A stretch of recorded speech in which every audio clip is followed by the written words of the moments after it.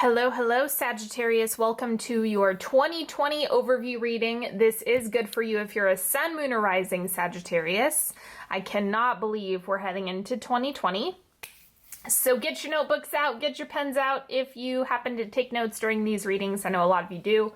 And don't forget to take a moment to subscribe if you would like some support throughout your 2020. More of these readings, more support and guidance as you carry on throughout your life.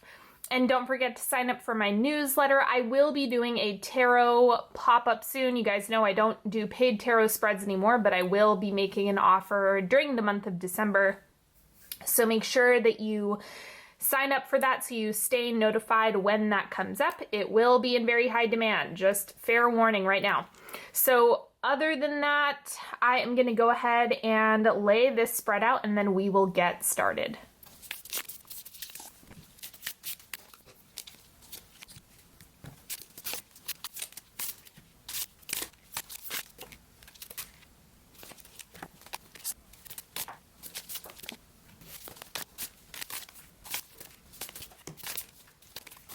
Okay, let's start with your oracle cards. So first thing, I benefit with gratitude. Okay, so this is all about exercising where you're putting your focus. And right, because a year is a long time, you know, I benefit with gratitude. That does not mean that gratitude is somehow a band-aid. Like, that's not the way this works. So just keep in mind that there might not be days when you can just override your feelings with gratitude, but in the same breath, consider that really being able to anchor yourself in gratitude is going to help make you a magnet for the things that you want, because the appreciation and the gratitude is very, very magnetic for more stuff. That, you know, more opportunities, whatever it is that you're asking for, abundance, clarity, whatever. So let's see what else is coming up for you. Clarity of mind. Okay. So if you've been struggling with decision making, figuring out what exactly it is that you're wanting to do, or what direction you're going, or any of the small or big decisions that you're making, it seems like that is something that you get blessed with this year. I think that the main piece is finding a way to sit in acceptance with where you are in the moment, and that's when the waves of clarity come. So if you're fighting your circumstances, you know, that's not going to make it as easy for clarity to come. So you want to invite clarity. You want to create a situation where clarity can come. When you're in a really emotional or heated state, it makes that a bit more challenging. The Sovereign Oracle card for you this year. Experiment. Give it a chance to evolve. Be patient with your effort. Have fun on the journey. Leave room in the plan for creative detours and in-the-moment modifications. Okay, so just try things out. Don't overcommit to anything, especially if it's early in the process. You know, be okay mixing it up. Be okay making adjustments. That's going to be your saving grace. And then we have courage. Show up, do the damn thing, make it happen. You know, it's okay if it's scary, right? That's the main thing coming through with this courage card is it's okay if it's scary. It's okay if you're experiencing a lot of resistance to it, right? Having courage is being able to push beyond that. Okay. The central energy for you in 2020 is the Five of Pentacles. Let me pull the crossing energy or the challenge. First, we have the Four of Wands. So this is the happy home card. And so I think that there's a lot of focus, and this makes sense with all of the other cards that are coming up. The Five of Pentacles, a lot of the time, is an experience or feeling like there's never enough. Time, money, energy, resources, connections. It's just a constant wanting feeling. I'm not saying that's the state you're going to be in throughout 2020, but it seems like it's definitely related to your sense of stability or permission to enjoy your life or permission to have fun, right? The Four of Wands is a celebration card. It's about having a good time, enjoying yourself, and kind of breathing into celebration and what feels good to you. The Five of Pentacles kind of dampens that when I'm reading this. It's like that's like the hurdle for you. And it seems like the fixation on the constant wanting or the constant needing, or needing things to be different at all times, right? These are kind of working together this year for you, so you can shift out of that and start focusing on what it is that you really want to infuse into your life, where you actually want your focus to go, what you do want to expand, where you do want your attention to flow. And that's going to be what magnifies as a result. And so the Four of Wands is kind of showing you what's available to you. It's interesting. The challenge card is what showed up first, because then it seems like the Four of Wands is presenting more as the goal. Or since it is like the crossing energy, that's kind of like where you want to be, is in that stability, having the clarity of mind, understanding, what is it that I'm ultimately aiming at? What would make me feel stable, secure, nourished, supported, like there's a lot of good stuff happening in my life, and just tackling the piece where you're fixating on what isn't working. Now, don't get me wrong. We don't necessarily want to ignore what's not working. That's definitely not always the right approach. It's something where we can acknowledge it, but also not obsessing with it either. So that's kind of the fine balance that you want to strike this year. What you have shifting out is death. So it seems like there was already a big transition or transformation that happened. And this is helping you get into a different space. It's helping you to move forward. So all of the heavy lifting, I think that's already been done. That's something you've already had going on. And so now it seems like things are opening up, but you're still working out the bugs. So whatever you're working on, and a lot of us have long-term projects that we're working on, keep that in mind, that these readings are designed to support you in your long-term endeavors. That's why we're doing all of this. So you kind of have this project going on where you're cultivating more of that stability, celebration, happiness, being able to enjoy where you are without constantly needing to shift things in the external, because that's the fastest way to be unhappy, as if you're always focusing on what isn't right. And so this is just showing that a lot of the heavy lifting has already been done. A lot of the challenges you've already overcome them. And at this point in time, the Four of Wands and the Five of Pentacles are just showing you how to get to that next layer, how to get to that next step, so you can start breathing into the present. And then the oncoming energy, we have the Eight of Cups. Yeah, so this is perfect. This is a really, really ideal card to have in the oncoming energy, because it's a change in perspective, which is the whole goal of the Five of Pentacles. That's the entire point of this, is we want to shift you away from the things that are holding you back from simply enjoying what you have going on. So the Eight of Cups is presenting as a shift in that. It's the internal transformation, the emotional transformation, the shift in perception. So the Death card is more of a shake-up energy, like letting things die away and letting things be reborn. The Eight of Cups is way softer. So it's more subtle. It's the refinement of your internal world, of the thoughts that are coming up. And from that space, you're going to see a lot of growth. So I'm really excited for this, just in terms of what this is going to bring, because then it seems like things are going to get incrementally better and better and better, which is what we all aim for.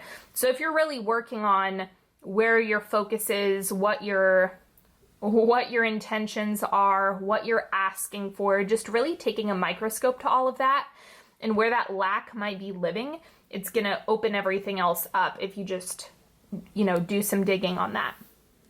Now let's look at your goals. So this could be career, it could be a personal project or an endeavor that you have going on. So let's see what comes up there. We We have the Eight of Pentacles, so it's still in process, right? You're still working on it, you're still building it, and I think you're going to want to just honor that process, right? There's probably a lot of, I would say, joy that comes from creating what you want to create. I mean, imagine if you had nothing to work on, you would be extraordinarily bored. You know, there's plenty of times when we do need rest and breaks and everything like that, but it seems like there's a lot of excitement behind that Eight of Pentacles. And we have the Nine of Spades, so this is fear of it not working out, fear of it flopping or collapsing or whatever might be the case. And so remember that the Nine of Swords, anytime that pops up, it is the reminder that the fear exists internally only. It's not something that is actually an indication of what's going on. It's the internal experience of fear. So, of course, there's always going to be things that we can fear. We always have that option available to us. I hope we don't sit and obsess about fear, but the Eight of Pentacles is just reminding you not to get discouraged if things aren't building as fast as you want them to, or if it's not going exactly according to your plan or the way you think it ought to be. And the Nine of Swords is helping you identify that those fears are really taking you out of enjoying where you are and the gratitude that you can have. And so it's, you know, it's kind of a tug of war with these things. That's completely normal. So it's just practice. We don't want to deny what's happening or what we're working on or the challenges that we face, right? We don't want to bury our head in the sand or just pretend like gratitude is going to solve every problem on earth. But instead, it just kind of acknowledging it, processing it, but continuing to put in the work is going to yield the best results. Now let's look at your relationships this year. So this is going to be for, you know, you can look at it as romantic partnership, friendship, you know, whatever relationships are important to you. We have the Two of Wands. So I think you've kind of created a roadmap for yourself. You know, if you're manifesting partnership, this is kind of like, all right, I'm laying everything out, I'm asking for what I want, and I'm inviting this in. The other thing that's coming up here is like if you're building with somebody or if you have goals around relationships, it seems like you've already created kind of like that nest, that area where it's like, okay, I'm gonna build the things that I want. And so this is the blueprint for how I do that and make that happen. That's what this is highlighting right here. So I just see this more as the nesting stage. It's not particularly action-packed. More of your energy seems to be over here. Now, granted, partnership might be your MO, like the big project that you are working on this year, in which case these would both apply to the partnership stuff, right? Working really hard on that, taking action on that, building that, confronting the fears going on with that. So don't think of this as, oh, nothing's going on in relationships. It's more of you're setting everything up so that you can invite those high quality relationships in. You're creating the roadmap so that those relationships can come into your space. That's the energy of the Two of Wands. It's not stagnation by any means. It is expansive, but it's, you know, just beware of impatience or feeling like something's not going to happen fast enough. Let's look at your material world. So think money, home, material goods. We have the Hermit. I'm going to clarify this one, but initially it makes me think that there's more emphasis on building than trying to figure out where all the fruit is going to come from. Let me clarify this though. Ace of Diamonds. Okay, so yeah, I think there's just an understanding of the long-term things that you want. And so this is actually very, very realistic in terms of like a solid attitude to have throughout the process.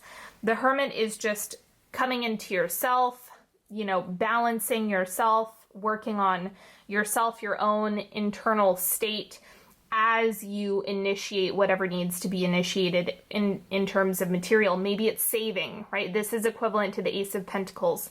It could be saving, it could be taking financial action where you need to.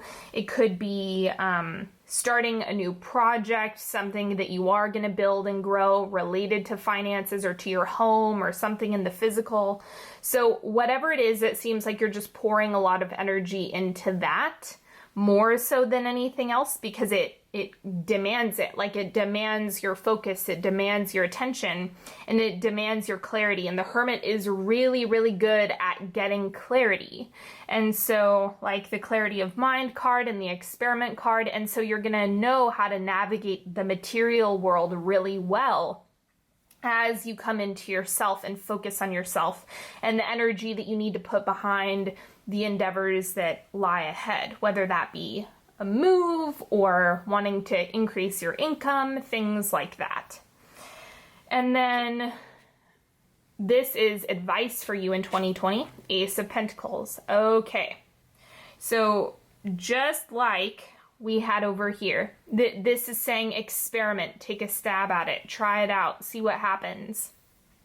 Just continue to give this the energy that you need. Don't be afraid of starting stuff in 2020. This is going to be a good year to do that. And I think the more you lean into that, having courage by taking action and things, this is always the challenge, right? Is doing the things that you need to. But I think this year there's a lot of payoff to that. It's kind of like, even if you try and fail, the attempt in itself is energetically rewarded. So it doesn't matter if it ends up being the end-all be-all for you. It's just the process of leaning into what you feel is best, right, and true for you, continuing to put in the work, continuing to put in the energy, trying things out, being willing to experiment, and then from there, you're really able to gain traction in 2020. Okay, let's do the timeline. First, second, third, and fourth quarter. These are going to be about 3 months each. You know, it's a little bit more fluid since it is time. But the first quarter of December 2020 is the Eight of Cups. So working on the internal mind piece, that's obviously a big challenge, is figuring out how to steer that ship. Because if the mind is taking you all over the place and it's kind of dragging you around, it's not going to be a good situation. So instead, the challenge at the beginning of the year is just really adjusting your thinking or practicing a new way of being, whether that be just awareness, like stepping away from judgment and just being aware of what's going on, or it could be something more advanced. It could be like steering yourself in the direction that you want to go, being more intentional behind the way you're reframing things. It could be a simple practice, it could be a complex practice. Whatever the case may be, just start where you're at with noticing what's coming up for you and what you need to adjust. The second quarter, we have Death. All right, so this is about trimming the fat. I'm getting that anything that happens in the first quarter, you're going to be refining and cutting away anything that doesn't work in the second quarter. That's going to be an important part of the process. Second quarter of 2020, I would take that to review. I would take it to declutter, really use this as a time for life evaluation, spring cleaning. It's going to be helpful to do that, you know, in like the May, June time. So just carry that with you, like this is the time to evaluate, because you want to check in, especially if you're like setting goals and setting intentions for 2020, check in with yourself during this time. Now the third quarter, we have the Knave of Swords. See, this is where your energy kind of comes back and you're willing to explore again. This is an experimental card. It's a courage card, just like these cards are highlighting. It's about putting yourself out there, doing things you wouldn't normally do, just being willing to throw stuff at the wall and see what sticks. That's kind of what's coming through here, and that's going to help you after you go through this refinement period where you've trimmed away anything that isn't working. Then you can follow it up with more experimentation, doubling down on that, and it's going to be really helpful. And then the fourth quarter wrapping up 2020, we have the Queen of Swords.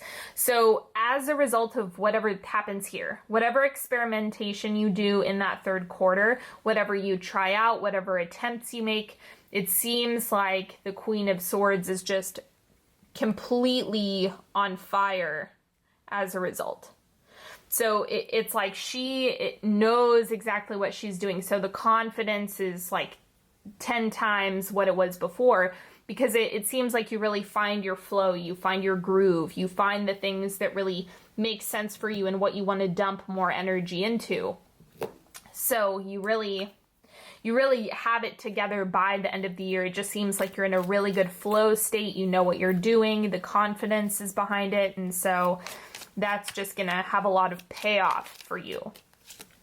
All right, let's do a 3-card pick. So you're welcome to ask a question, ask for guidance, clarity, whatever it is that you need.